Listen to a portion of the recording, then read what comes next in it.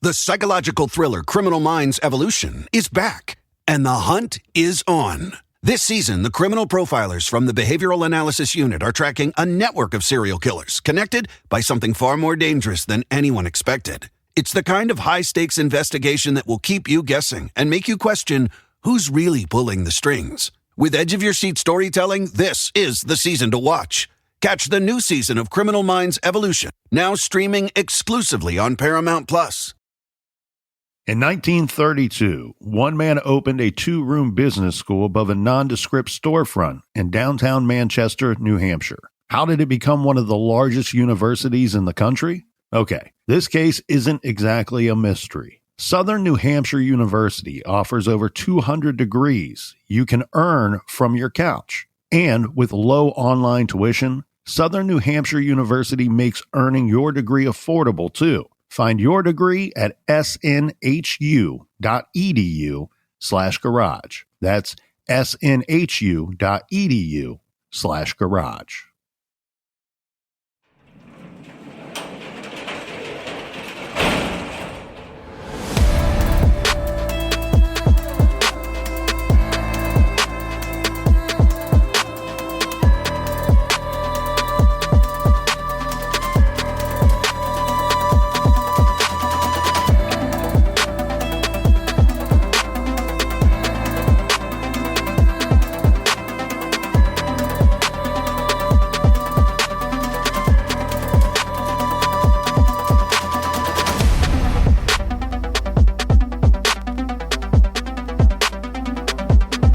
Welcome to True Crime Garage. Wherever you are, whatever you are doing, thanks for listening. I'm your host, Nick, and with me, as always, is a man who at the end of today's show will be performing a TikTok dance. Here is the captain. And it's going to blow your freaking mind. It's good to be seen and good to see you. Thanks for listening.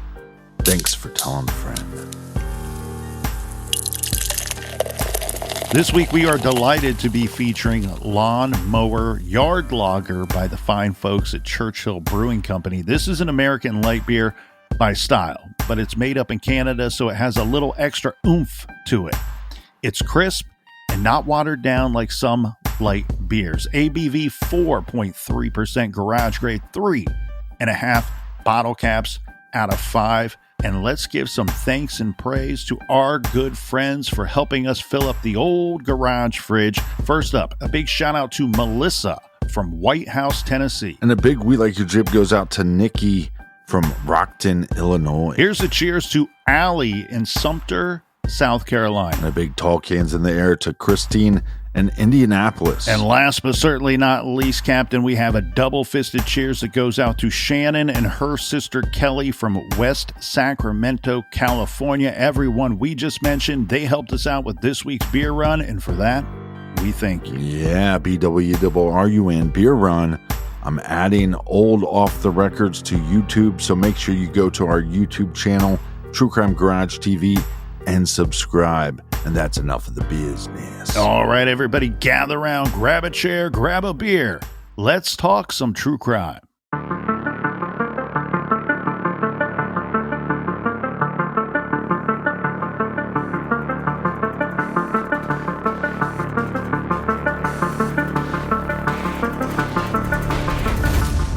It defies belief, yet it seems to happen time and time again.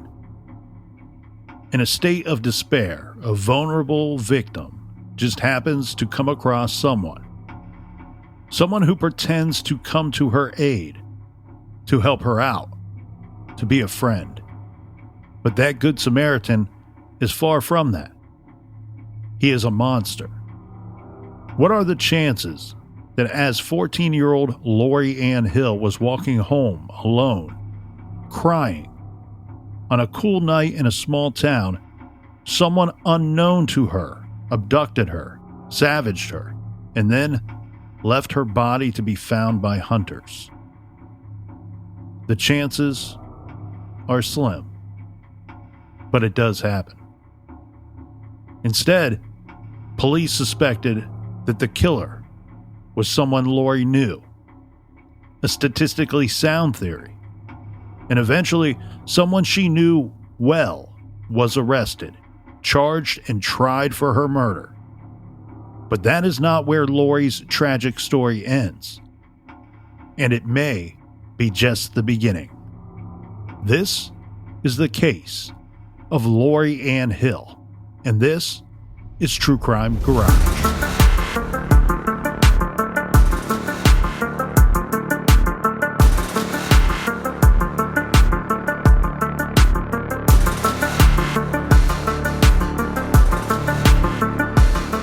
Lori Ann Hill was born on November 9th, 1970 in Miami, Florida. Her parents are Roger and Dottie Hill. The family moved from Florida to a home on Berkey Southern Road, located in Swanton, Ohio. Now, Swanton is a small town in northwest Ohio. Back then, when they moved here, it was about 3,500 people, and small in size as well. It's only 3.5 square miles. This is where our story starts. This is 1985. Lori is the youngest of 4 kids, and by this time, Lori has an older sister, Joy, who is living in Dallas, and an older brother, Sergeant Chris Hill, in the Marines at Camp Lejeune. She has one sister, Rachel, who is still living at home. But again, Rachel is older than Lori, who is the youngest.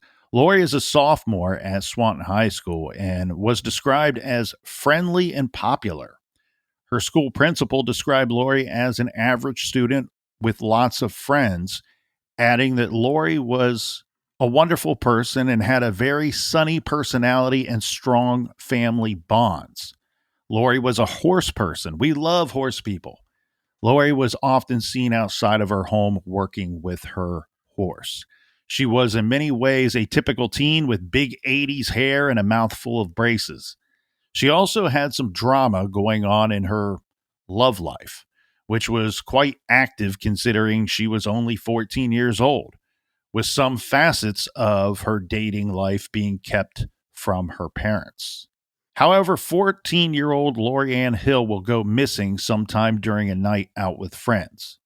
Lori's parents reported her missing to Fulton County authorities around 2 a.m. on the morning of October 26, 1985. Her sister Rachel got home while her parents were on the phone with the sheriff's office. She said her heart sank when she heard that Lori had not come home and was missing because, as a rule, her younger sister did not come home past her curfew. She never broke curfew. The whole family was very scared. Her mom started calling everyone she could think of, and Rachel and her father, they jump in the car and they start driving around looking for Lori. Rachel knew Lori had gone to a party earlier that evening, but a visit to that house, the home of the party, showed that the place was quiet and no one had seen Lori in several hours. Rachel called all of the local radio stations and alerted them to Lori being missing, saying, "Lori, if you are hearing this, please come home."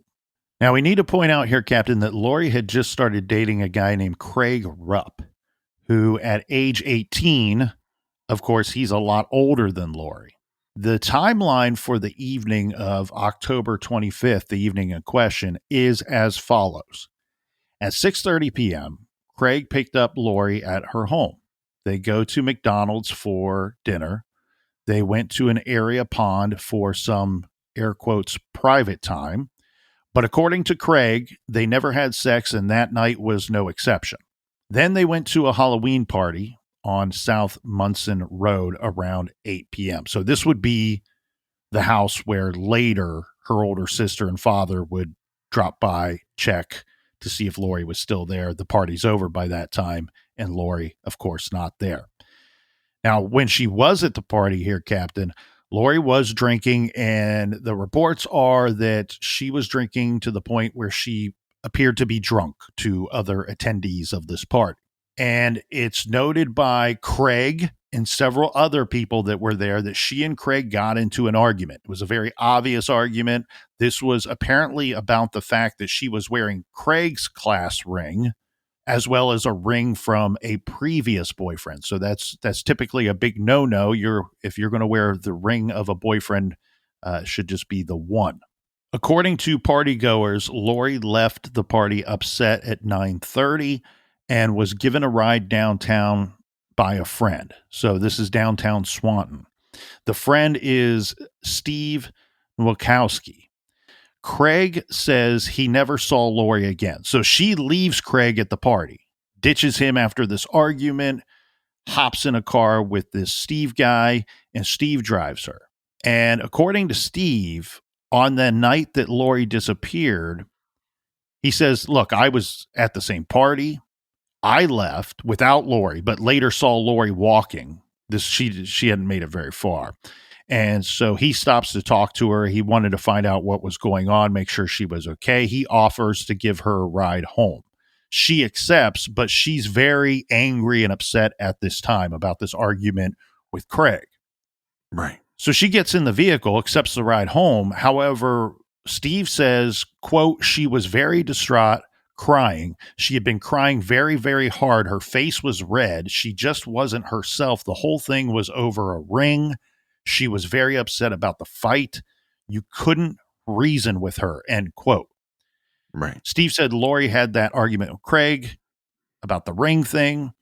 Steve said Lori got out of his car at some point. He says they just drove a block and a half or so when she saw some headlights behind them and seemed to think that it was the headlights of her boyfriend, which I want to circle that word boyfriend because that could mean multiple things here. But according to the guy that gives her the ride, Steve, he says, quote, she just went crazy after that, wanted out of the car. She was going to get out of the car whether I stopped or not. So, yeah, but we've all been there. I mean, when you're young and you're drinking, you're inexperienced. So sometimes you drink too much too quickly.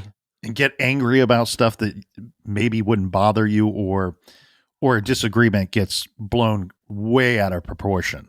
Right. So he stops, he lets her out.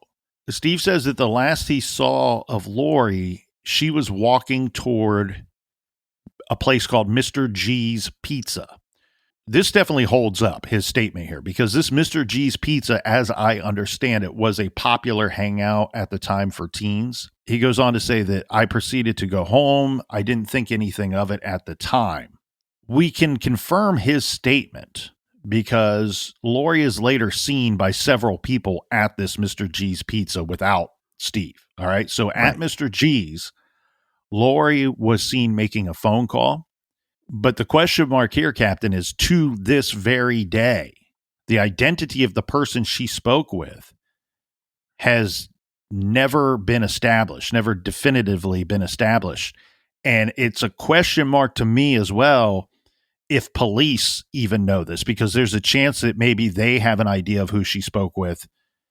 I would have to believe that this is a payphone call and that maybe they are just not saying who she spoke with. Yeah, because you could assume that maybe she's calling the guy she got in a fight with, or she's calling the other guy that she was wearing a ring from, or maybe she was calling a parent or somebody to come pick her up, or maybe she's calling a friend to either come pick her up or to discuss, hey, this went down at this party and I need to discuss it with somebody.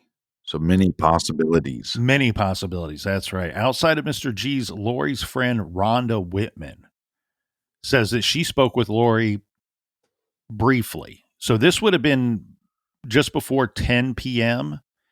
And she asked Lori if she wanted a ride. I like something you said there in the possibilities of who this phone call was for. I believe after reviewing all of the information here that the most probable scenarios of this phone call was either A, she's calling somebody for a ride, or B, she's calling to meet up with somebody that may also involve a ride somewhere. And I say that because what we're going to see here by the following statements, that as the night progresses, after she's at Mr. G's, remember she hops out of the car, Steve's car, goes to Mr. G's. Now we're going to see her continually turning down rides, which is suggestive to me that she's meeting someone. She doesn't want to go home. and that she's either meeting someone or she's waiting on a ride from someone else. So this Rhonda Whitman friend asked Lori if she wants a ride. Her response, someone was going to be picking her up. She doesn't say who. Rhonda did say Lori at this time was acting normal, even though she knew that Lori had been crying previous to this time. Now, the next witness to see Lori was a neighbor of hers.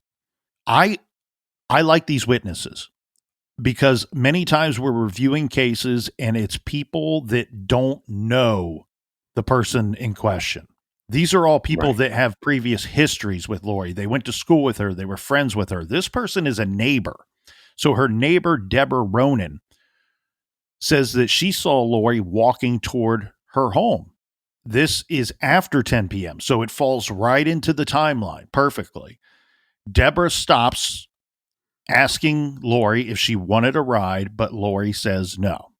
And then we get this information as well. This is, again, neighbors of the Hill family, of Lori's family. And it's a married couple, the Bettingers. They're driving home from that night's football game. They say this would be around 10:30 p.m. They say that they came across 3 teenagers who were walking northbound on State Route 295. This would be rather close to Lori Ann Hill's home.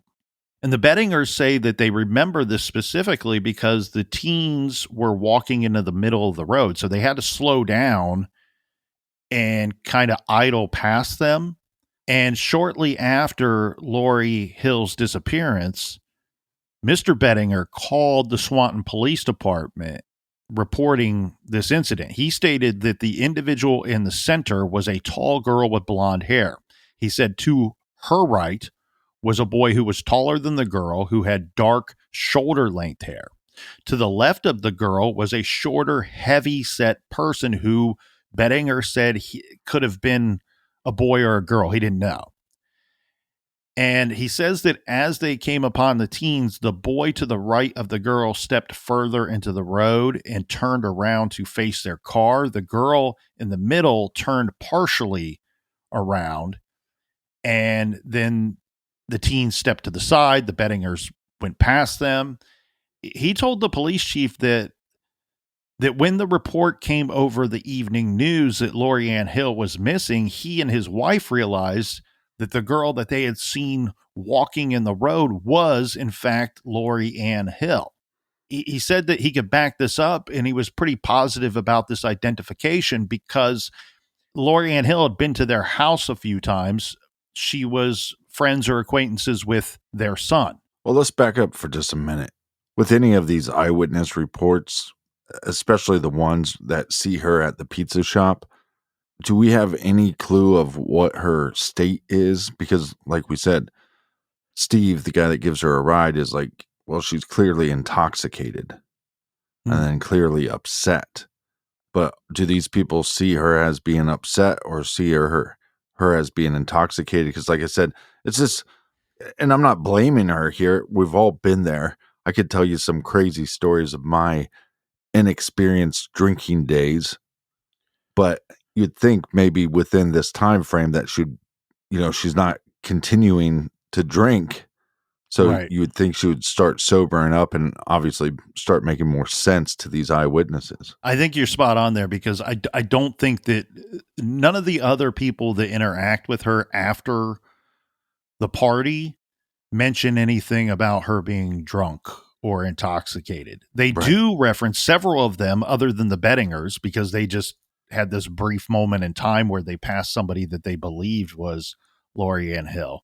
But the only people to report that she was drunk or intoxicated were people that were in attendance at the party with her. To what state of intoxication, it's difficult for anyone to say. Your body's going to, if she only consumed a beer and a half or whatever, wine coolers, who knows? I don't have a great description of the goings on at the party outside of the argument, right? Everybody knows that there was the argument.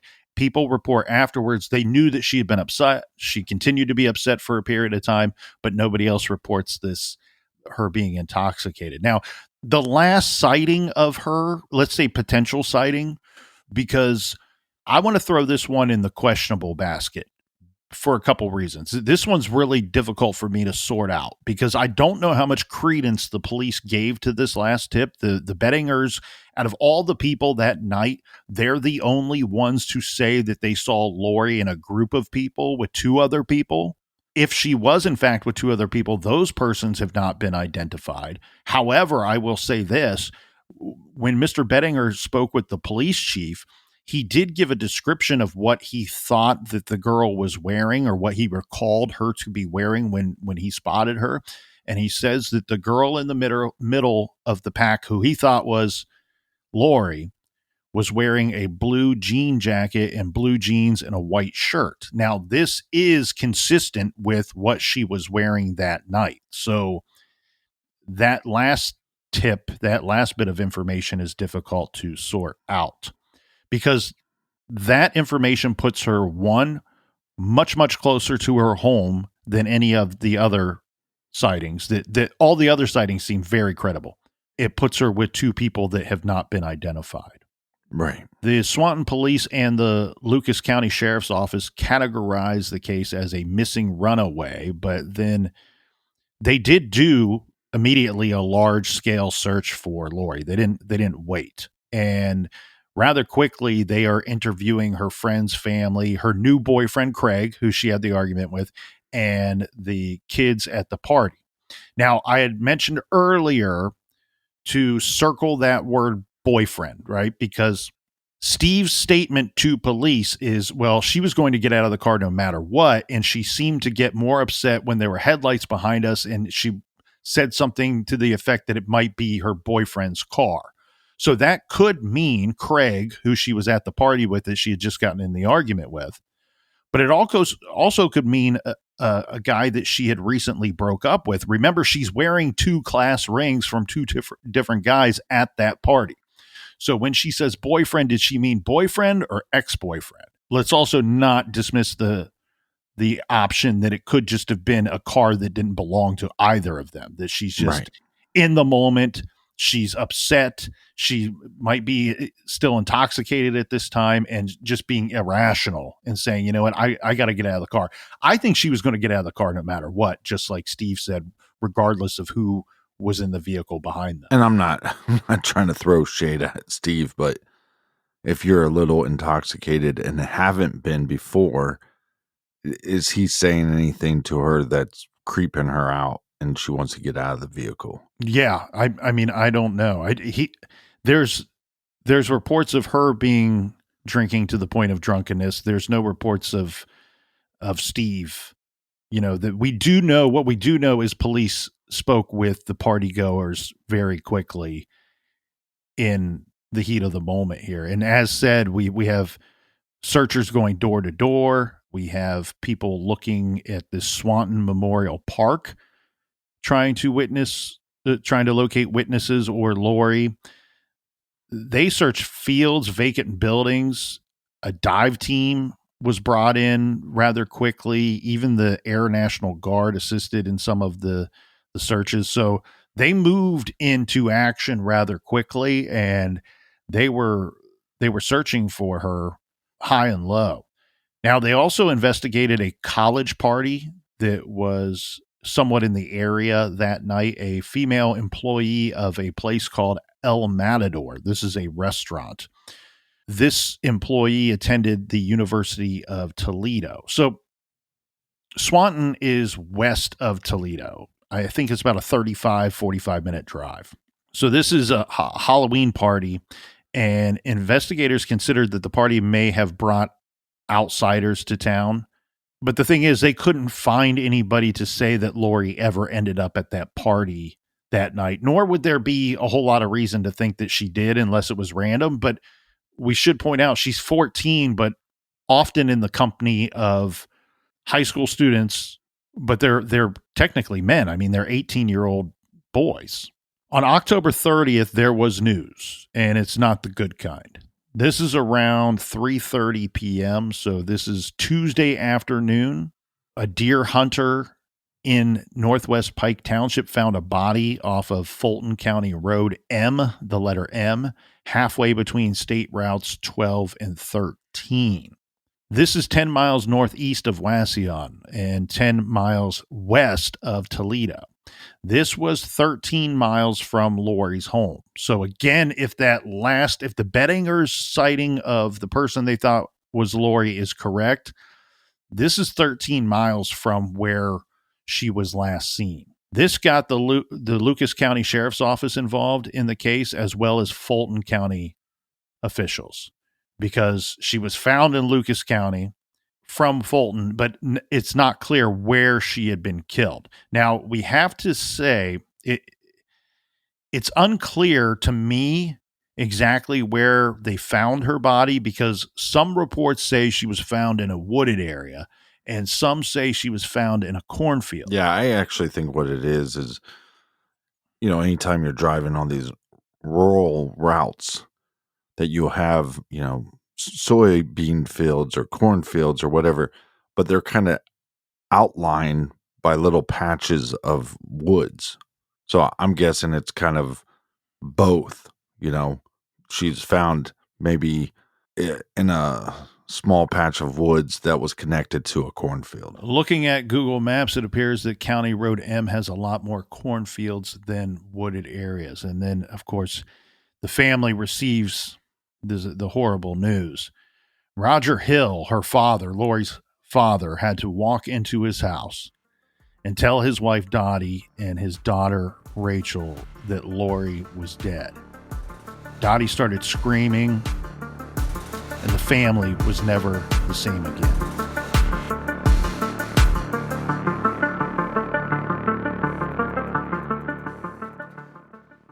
You all know what speed dating is, right? Well, if you're the owner of a growing business, what if there was a feature like speed dating only for hiring? In other words, you could meet several interested qualified candidates at once, all at a designated time. Well, good news, there is. It's Zip Intro from ZipRecruiter. You can post your job today and start talking to qualified candidates tomorrow. Zip Intro gives you the power to quickly assess excellent candidates for your job via back-to-back video calls. You simply pick a time and Zip Intro does all the work of finding and scheduling qualified candidates for you. Then you can choose who you want to talk to and meet with great people as soon as the next day. So easy. Enjoy the benefits of speed hiring with new Zip Intro, only from ZipRecruiter, rated the #1 hiring site based on G2. Try Zip Intro for free at ZipRecruiter.com/garage. Again, that's ZipRecruiter.com/garage. Zip Intro. Post jobs today. Talk to qualified candidates tomorrow. Summer is just around the corner, and the folks at Mint Mobile have a hot take. Getting a summer bod is out, and getting your savings bod is in. This spring and summer, everyone wants skimpy wireless bills and fat wallets. And with premium wireless plans for just $15 a month, you can have both without breaking a sweat or the bank. All plans come with high-speed data and unlimited talk and text, delivered on the nation's largest 5G network. I, like everyone else, used to have the big-name wireless service providers, but that came with an inflated monthly bill. With Mint Mobile, I get that same quality and reliable service with a nice fit and trim monthly bill. This year, skip breaking a sweat and breaking the bank. Get your summer savings and shop premium wireless plans at mintmobile.com/TCG. That's mintmobile.com/TCG. Upfront payment of $45 for a 3-month 5-gigabyte plan required, equivalent to $15 per month. New customer offer for the first 3 months only, then full price plan options available. Taxes and fees extra. See Mint Mobile for details. If you're a pet parent, you know about Chewy. And when they say that they have everything you need to keep your pet happy and healthy, they're not messing around. To keep them happy, Chewy has over 100,000 products from all the brands your pet loves at prices you love. Food, treats, beds, you name it, they have it. And it gets shipped directly to your door. I love Chewy. More importantly, my dogs loved Chewy as well. It's a fantastic service. The selection is huge. There's so many options to choose from. for all variety of pets, not just dogs. But the thing that I loved the most was the auto ship feature. One of my dogs had a dietary concern that required a certain brand and make of food that was difficult for me to get and difficult for me to find. The Chewy auto ship saved me countless hours of driving to hunt down the food that my dog needed. And the excitement from the dogs when the box would arrive with treats and toys for their enjoyment. Chewy has everything you need to keep your pet happy and healthy. And right now you can save $20 on your first order and get free shipping by going to chewy.com. That's chewy.com to save $20 on your first order with free shipping. Chewy.com. Minimum purchase required. New customers only. Terms and conditions apply. See site for complete details. Treat yourself and treat your pets with Chewy.com today. Getting your hands on Ozempic or Wegovy is enough of a hassle. Negotiating with your insurance provider shouldn't be something else you need to worry about. Ro can help you understand if GLP-1s are right for you and your goals, but that's just the beginning. If you're eligible for GLP-1s and want to see if you're covered, all you have to do is submit your insurance card and Ro will take care of the rest. No paperwork, no negotiating, no waiting on hold. Ro's free insurance checker will send you a comprehensive report of your coverage details so you can make a decision that's right for your goals and your budget. Plus, Ro members have support throughout the process. You'll have access to your provider on demand for any questions. Go to ro.co/garage for your free insurance check. That's ro.co/garage to see if your insurance covers GLP-1s for free. Go to ro.co/garage for black box warning and full safety information about GLP-1 medications.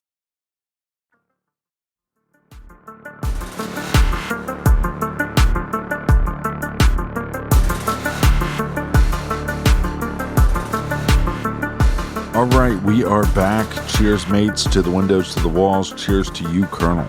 Cheers to you, Captain. Cheers to the people in the back. Yeah, I mean, this is a tough case. Like you said, just a few days after, she went missing. Nobody's heard from her. They find her naked body and she's badly beaten and obviously deceased. And they only find her jean jacket and a sock. Yeah, that's correct. And then it makes you wonder, did whoever did this to her, did they keep items or did they drop these items off and these were somehow, whether it was because of the weather or animals or whatever, is there a reason why the other clothes are missing? Well, initial reports about Lori's cause of death and, as I had referenced before the break, the crime scene were misleading.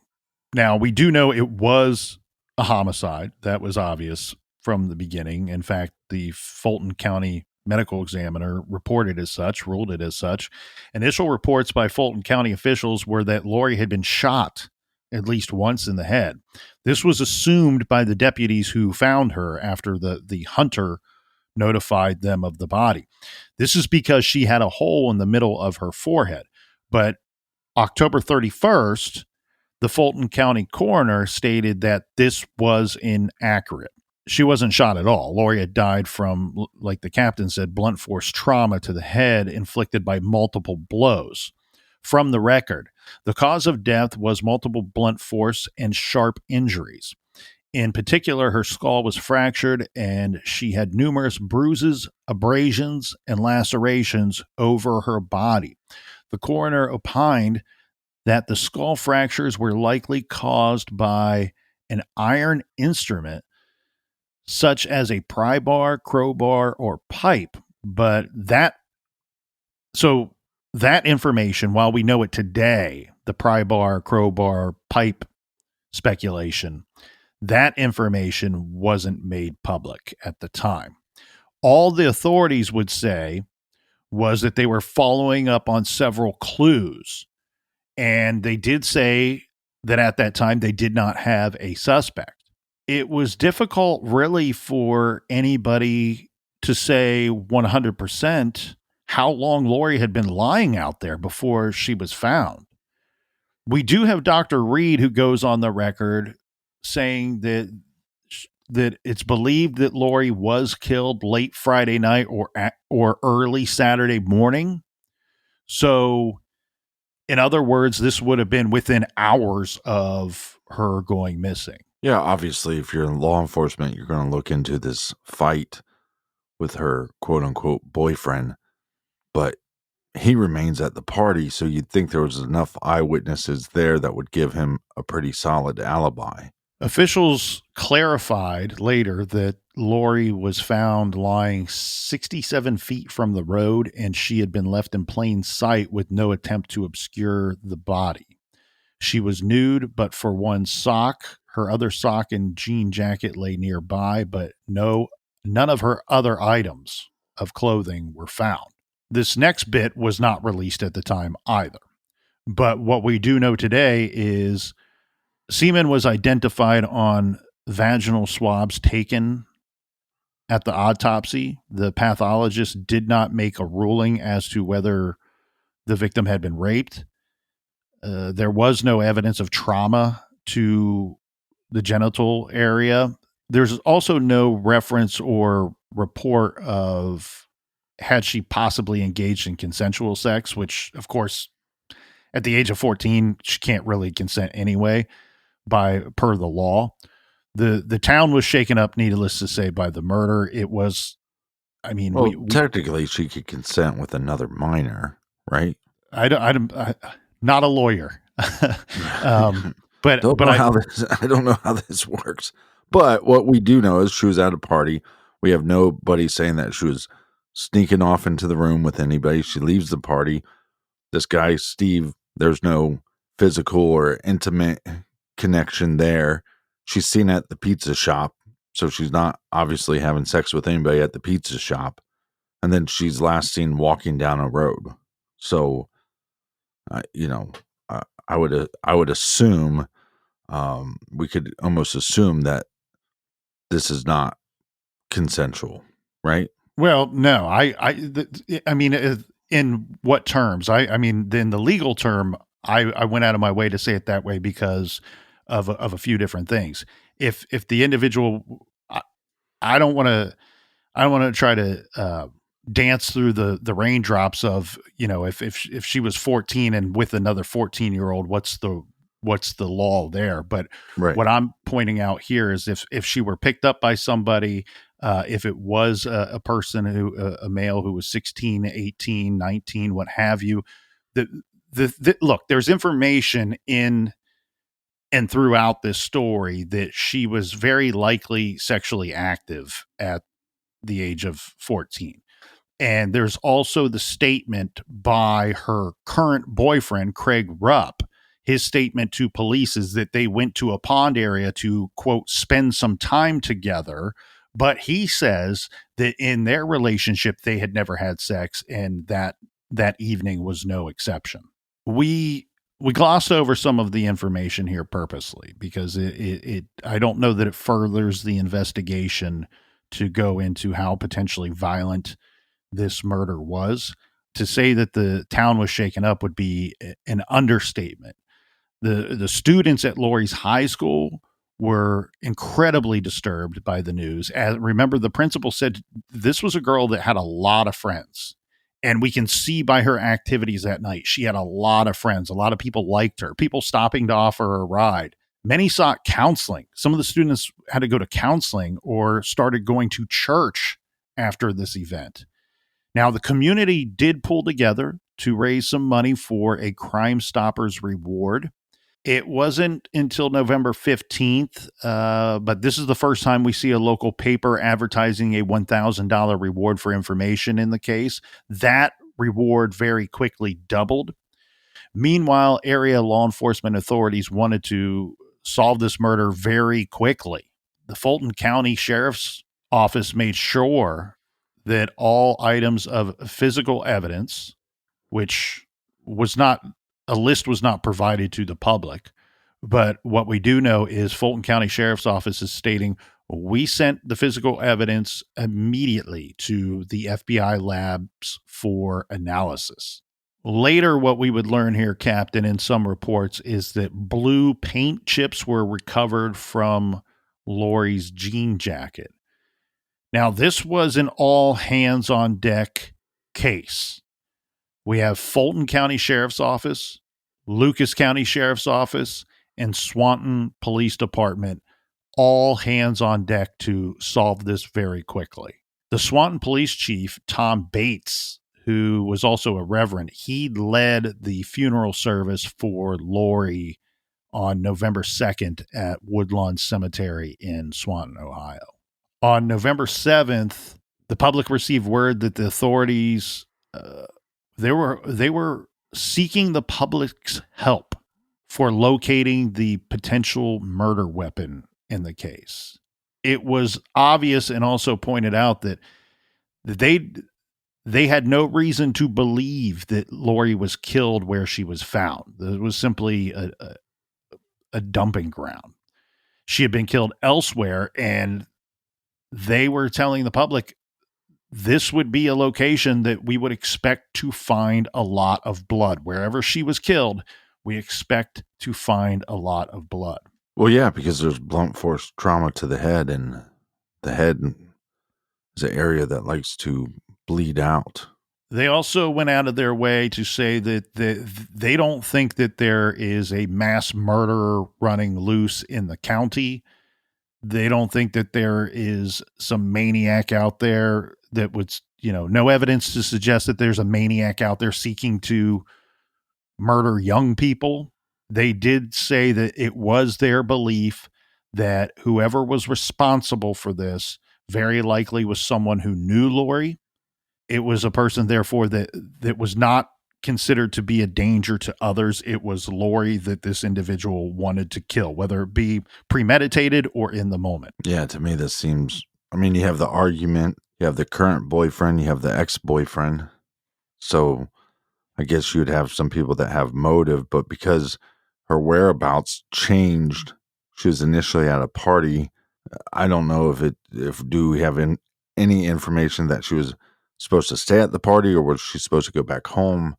But either way, her movements changed throughout the day. So to me, if I'm law enforcement, I think this is more random. See, that's where I'm with you, because no, the way the night was supposed to go is go to McDonald's. Of course, she's not going to tell her parents that she's going to a pond for a brief stop off with her boyfriend, but the plan was go to McDonald's, go to this Halloween party where there's a bunch of friends her age, a bunch of high school kids, and then go home. Her boyfriend, Craig Rupp, would be dropping her off at home. And we do have her sister saying, look, she never broke curfew. Now, of course, she's 14, and sometimes those teenage years get weird. And the older you get, you might start breaking rules all of a sudden. But it appears to me that her being out past curfew, her being out on her own is just as you said. It's a matter of what was going on in the moment. She was distraught. She decided to stomp off and leave the party. Yeah. And that was never the plan for that night. And I'm with you. Who's to say that she wasn't out walking a county road by herself and exactly what the police and prosecutors said to not be worried about? Maybe there was somebody out there seeking to snatch a woman or a young lady and sexually assault them. And if it leads to death, it leads to death. So I look, I think that maybe what they were seeing and who they were talking to, maybe that is suggestive to them that wasn't the case, that it was the statistics would say that it would likely be somebody that knew her.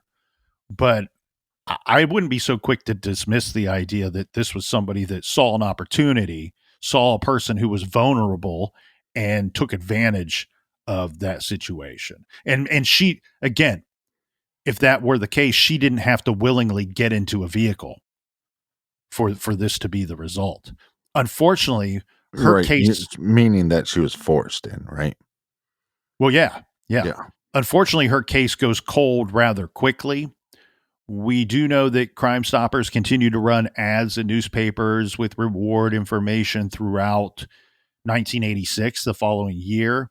No answers or tips forthcoming. In June of 86, her parents, tired of the quiet surrounding the case, offered up their own reward of $10,000, leading for information that would lead to the identity of her killer.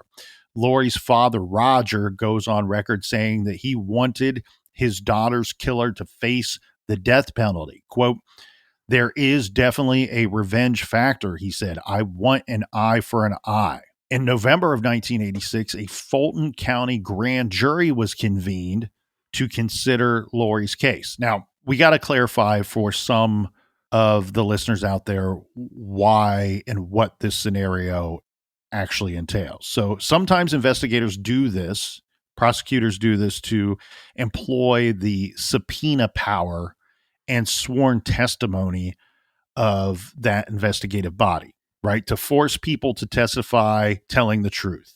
The proceedings are typically secret. All we know about this one is that teenagers and police officers testified during this grand jury. The grand jury failed to hand down an indictment, although it is unknown whether one was sought. They may have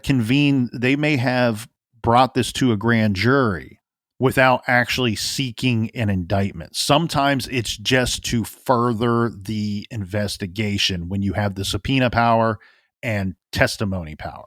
We do know that one angle that was explored by the grand jury was three individuals. This is James and William Little and Richard Najakowski.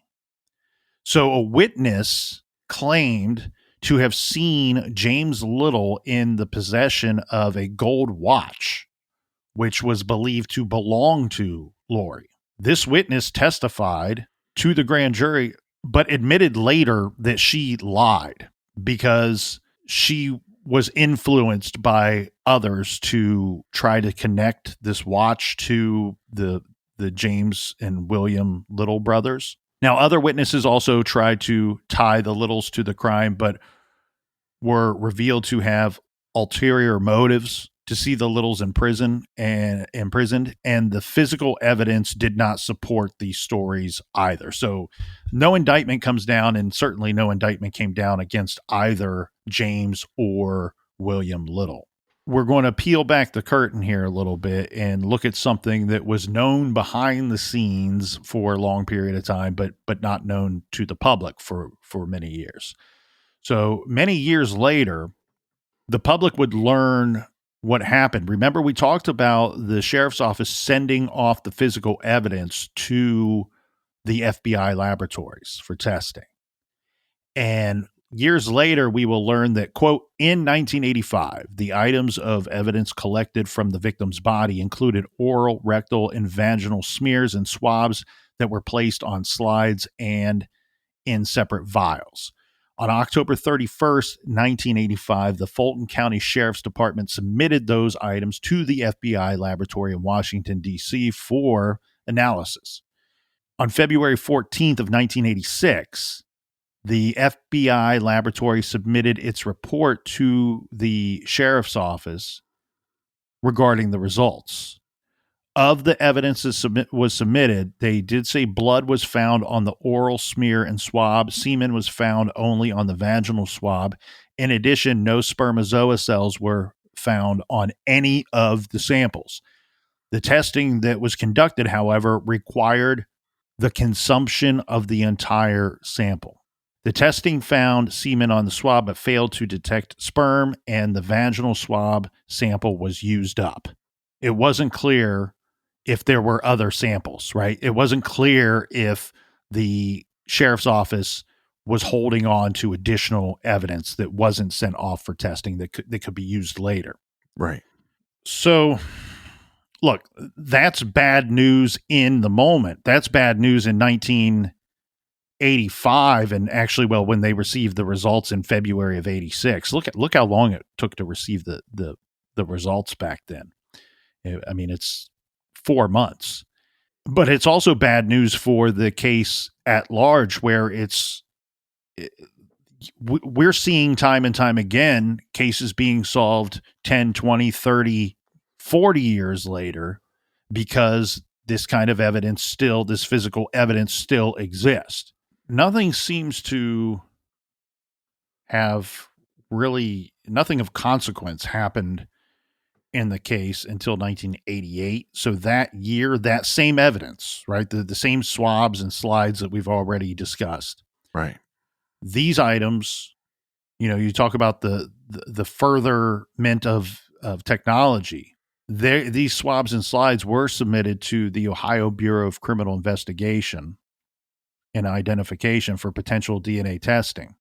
Now, upon examination of these samples, what the forensic scientists came back with was that there was not sufficient quality or quantity of material to undergo the DNA testing. So they didn't actually get to the point of testing it because of the poor quality and lack of quantity of the samples submitted. So then Ohio BCI then returns the physical evidence, those swabs and slides, back to the Fulton County Sheriff's Department. Over the next 2 decades, Captain, Lori's family pushed hard for the case to receive attention. They made the rounds of talk shows and whatnot, and even raised $50,000 toward reward money. But it wouldn't be until 2008 until this case would take a turn. So let's fast forward here, zoom forward. We're now 2008. We have more than 2 decades have gone by since the brutal murder of Lori Ann Hill in Northwest Ohio. In 2008, there was a renewed push to finally solve the case. Rachel Hill, Lori's sister, now well into adulthood herself, demanded an accounting of the status of the case. And the answer was, it was pretty much dead in the water.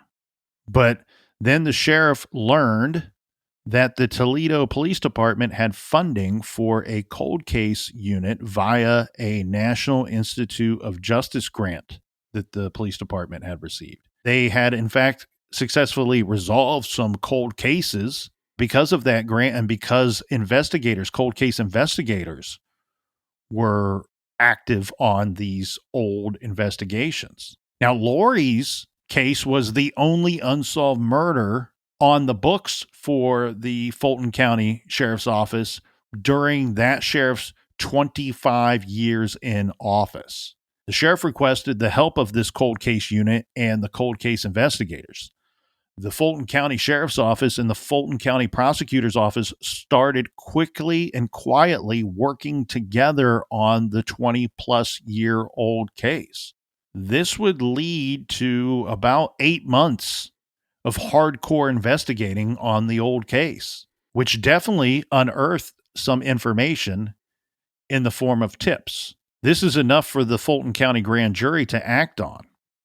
So in July, now we move to July of 2009. So this is the following year after the cold case detectives take over the case.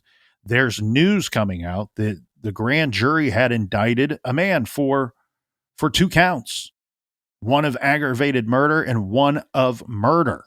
So the grand jury indicted 42-year-old Walter E. Zembick on those 2 counts of murder. So who is this guy? Ex-boyfriend. The captain's been talking a lot for an hour. I've been listening quietly. Who is this guy? You've not told us about Walter Zembick yet. So Walter Zembick was Lori's boyfriend prior. So this is the boyfriend before she started dating Craig Rupp. Right. Lori's boyfriend for a period of time before her death. And see, here's what I wonder, though, because Walter is not at the party. No eyewitnesses put Walter at the pizza shop. Correct. So is it possible that this is the individual that Lori called at the pizza shop? I think it's highly likely that either she called him or was attempting to get in touch with Right. So we need to point out, obviously, since she had moved on to Craig Rupp, that she was not dating this guy, Walter, at the time that she was killed.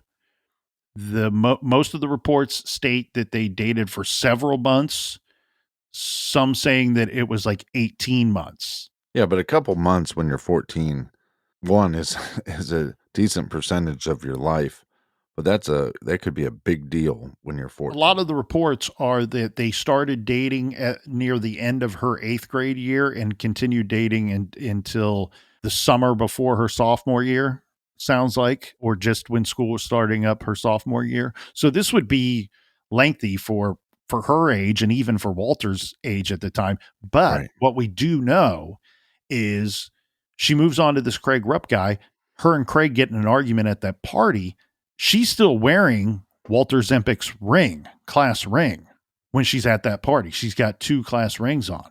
That was the genesis of that argument, that disagreement. It was noted that at the time of the murder, Walter Zempik lived not very far from where Lori's body was found. Right. And so there's a possibility, or at least law enforcement's thinking there's either a possibility that Walter picked her up, took her back to his house, or did she make it all the way to his house? And then some kind of confrontation happens, and then her, like you said, her body is discovered not far from where he lived. Well, and as we said earlier, this was all hands on deck. This was big news when she went missing, and there was a large search for her while she was still missing. And in fact, Walter Zempik was interviewed, right? He's on camera. He spoke to WNWO News cameras during a search for Lori Ann Hill. And he says on camera, quote, "I am very worried this isn't something that she wouldn't do at all. I just don't know what to say." When the Fulton County Sheriff's Office and the Toledo Police Department started investigating this case anew, right, in 2008, we have Toledo Police Sergeant Steve Forrester. He said his department received close to 100 tips after the public push for information. He told the Fulton County Expositor, "Some of the calls have proven to be very helpful. I am very happy with the information we have gotten so far." He said they were looking to build a case, but they were still looking for the name of the person Lori called from Mr. G's. Quote, "She definitely talked to someone in there and we'd like to know who," end quote. They were working on building a case, just like he said. Part of that, too, that was helpful, one of the things that was helpful was a tip that came in from Zempik's estranged wife. There in the middle, Walter Zempik and his wife were involved in this custody battle around the same time. It's weird, man, how these things like line up in almost a coincidence, right? There's all of a sudden there's this cold case investigation that kicks off because the sister, gets angry and reminds the sheriff's office that her sister's murder is still unsolved. And the cold case unit recently kicked into gear about a year or two before. And then all at the same time, this separation with a custody battle. And then Zempik's estranged wife calls in a tip with his name and says, he dated her back then. You might want to take a look at him. He was from the area. So the cold case unit, they go and they review. Zempik was interviewed a couple of times back in 1985. And they were aware, law enforcement was aware that there was a previous relationship between the two and that it may have been extensive. So they wanted to talk to this guy quite a bit. They talked to Craig a lot. They talked to Steve a lot. Now we're going to talk to this Walter Zempik. When they go back and they review the interviews from 1985, the cold case unit finds that Zempik had given conflicting information during the course of several interviews. And part of this is difficult, right? Because we said all hands on deck. Sometimes you have, what did we say in the captain intro last week? Too many cooks spoil the soup. Well, it's unclear to me if they were aware in 1985 that he had given conflicting information, because on some of these occasions, he's being interviewed by the Fulton County Sheriff's Office, and on other occasions, he's being interviewed by the Lucas County Sheriff's Office. According to his alibi, or whatever you want to call it, his activities or his whereabouts for the night in question were conflicting in those different statements. So here's what we do know, though. So according to the record, Lori dated Walter Zempic from the time she was in 8th grade for about 18 months. And like Craig Rupp, Zempic was significantly older than Lori. He was, like Craig, 18 at the time that Lori was killed. We have Lucas County detectives LaCourse and Damasco, last names, interviewing Zempic on November 1st, 1985. So this would be after her body was located. It sounds like they're treating him as a possible suspect right away because of his history with Lori. Zempic said that Lori had moved on from him to date this Craig Rupp, but the two were still friendly. They spoke on the phone nearly every day, but he said in his statement that he had actually not seen her in approximately 2 weeks' time, leading up to the night that she went missing. At the time, 1985, the investigators asked Walter Zempic for his alibi, and let's go through Zempic's alibis. Yes, that wasn't a mistake by the old colonel. That was plural on purpose, because these alibis were all over the place, in my humble opinion. One story he told was that he worked as a busser at El Matador, right? This is the same restaurant we mentioned earlier where another employee had a party on the night that Lori was believed to have been killed. But he didn't actually work that night. He was scheduled to work, but he says there was a friend coming into town and there was an offer to go and hang out with some friends, and he made arrangements to get his shift covered, and he didn't have to go in that night. So in this version of his alibi, he says that he hung out with his friend Denny Miller, along with some other guys named Mark, Ken, and Denny's brother, who is unnamed in the statement, or at least as far as what made to the public. He says he hung out with these guys until about 7 p.m. and then he went home so he lives at the Garden Road Apartments in Maumee, Ohio, where he lives with his mom and his stepdad. And he says he was there for the rest of the night, didn't see or talk to Lori at all. Walter Zempic was interviewed again several days later. This is on November 5th. So 4 days later, he sits down with Fulton County Sheriffs Warnke and Albright. So please note, he's talking to a different agency and he's talking to two different detectives 4 days later. This time he said that he and Lori had been talking about getting back together leading up to her death, and that she planned on dumping Craig to get back with him.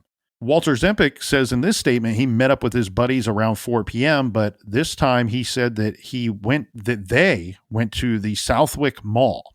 There he ran into another buddy. This is a coworker of his named Bob. He said he also met a girl at the mall for the first time. This is the first time he had met her. Her name was Sandy. He says that after meeting Sandy, that they agreed to go back to Walter's mom's apartment. He snuck her in through the bedroom window and they, quote, spent time together until she left around 2 a.m. He says after Sandy left, the phone rang and the caller was Rob. So this is a neighbor who was also a Lucas County deputy, telling him that Lori was missing. So these two investigators from Fulton County Sheriff's Department, in this interview, they specifically asked Walter Zempic whether it was he that Lori called from Mr. G's pizza place that night. He says no. And remember, he says he not only did he not see her that night in the statement, he also says he did not speak with her at all that night.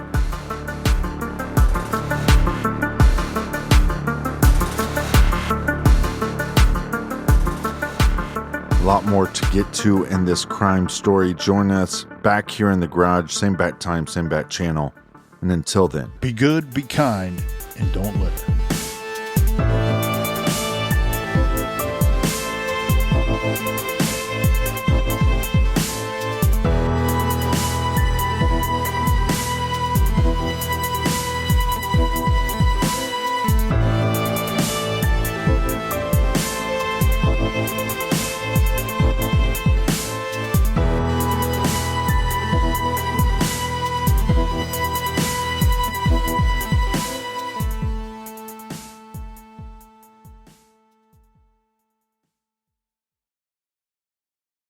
Hey everybody, Conan O'Brien here with an ad about my podcast, Conan O'Brien Needs a Friend. I've had so many fantastic conversations with people I truly admire, people like Michelle Obama, Bruce Springsteen, Maya Rudolph, Tom Hanks. New episodes are out every Monday, and we have a really good time, so subscribe and listen wherever you get your podcasts.